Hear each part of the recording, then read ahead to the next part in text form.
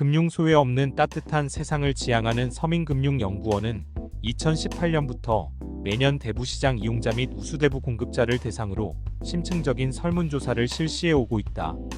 또한 본 설문조사를 통해 우리 사회의 금융소외 문제에 초점을 맞추고 이에 해결을 위한 실천적이고 지속 가능한 정책 대안을 개발하여 제시하고 있다.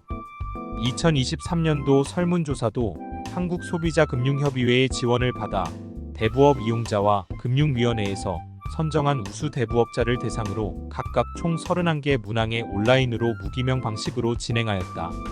첫 번째로 대부업 이용자의 설문조사 분석 결과를 보면 대부업 이용 경험에서 순수 대부업체만을 이용하고 있다는 응답 비율이 85.2%이고 등록 대부업체를 거래한 이후 비등록 사금융업자를 이용한다는 비율이 5.5%로 증가하여 기존 등록 대부업체에서 탈락되는 양상을 보였다. 이용 이유를 보면 다른 금융기관에서 필요한 만큼 빌릴 수 없어서가 54.9%로 가장 높고 자금 용도는 42.4%가 주거관리 등 기초생활비로 나타났다. 자금 용도는 42.4%가 주거관리 등 기초생활비로 나타났다. 대부업체 거절 경험으로는 대부업체에 대출을 신청했으나 거절당한 경험이 있다는 응답이 74.1%이며 주로 저신용자 저소득층에서 응답 비율이 높게 나타났다. 대부업 이용 거절에 따른 필요자금 마련은 부모, 형제, 지인 도움으로 해결이 36.7%로 가장 높게 나타났고 빌린 자금을 모두 갚지 못하고 있다는 비율이 73.3%로 다소 증가하였다. 불법 사금융 이용을 보면 이용 중인 불법 사금융업자 수는 1명이 50.0%, 2명이 26.1%, 3명이 9.8% 등으로 나타났고 6명 이상도 8.7%로 나타났다. 이용금리의 경우 응답자의 약 50%가 1년 기준 원금 이상의 이자를 부담하고 있고 연일 200% 이상 금리를 부담하고 있다는 응답 비율도 10.6%로 나타나 여전히 살인적인 불법 고금리를 부담하고 있는 실정이다. 또한 돈을 빌릴 때 불법 사금융업자임을 알면서도 빌렸다는 응답이 77.7%이며 이로 인해 부부간 다툼이 잦아졌다 15.0%, 이혼했다 10.0% 등 가족 간 부정적 영향이 증가한 것으로 나타났다. 현재 이용 중인 대부업체에서 대출 승인이 안 될 경우 어떻게 대처할 것인가에 대한 질문에서 신보기 개인 워크아웃, 법원의 개인회생 또는 파산 신청 응답이 26.4%로 증가하였다. 또한 정부의 햇살론 등 정책 금융을 통해 어려움을 해결하겠다는 비율도 23.2%로 증가하였다.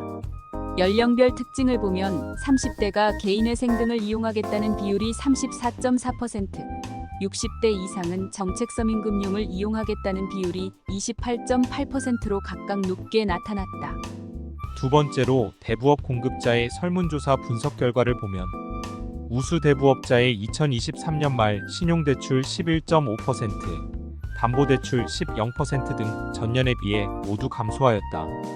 또한 월평균 신규 신용대출 승인율의 경우 감소했다가 83.3%로 기존 대출을 제외하고는 신규 신용대출에 대해 대부분 승인을 거절하고 있고 실제 저신용자에 대한 신규 취급 확대가 어려움에도 불구하고 73.7%가 정상적으로 심사하여 신용대출을 취급하였다고 응답하였다. 다만 신규 승인율이 감소했다는 응답이 83.3%로 전년에 비해 7.1% 증가하였고 기존 고객에 대해서는 72.3%를 갱신해주고 있어 기존 고객 위주의 영업이 이루어지고 있었다.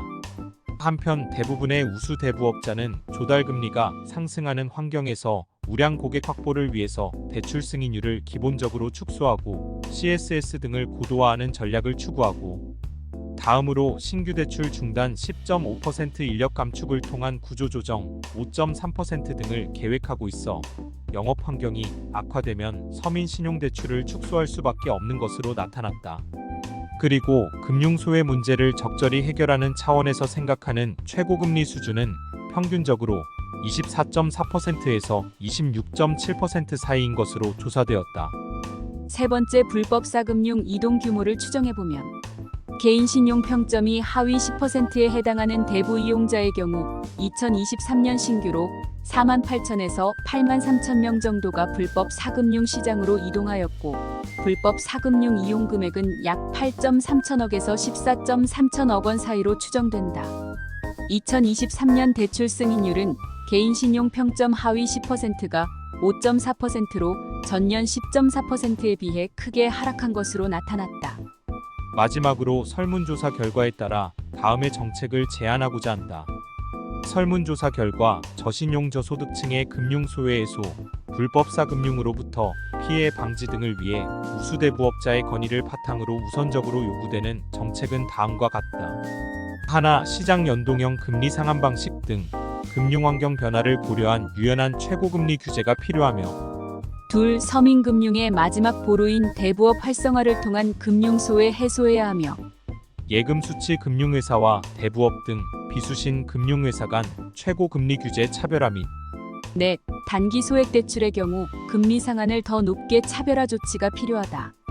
다섯, 다양한 맞춤형 금융교육 강화를 통한 선제적 리스크 관리 유도 등이 필요하다.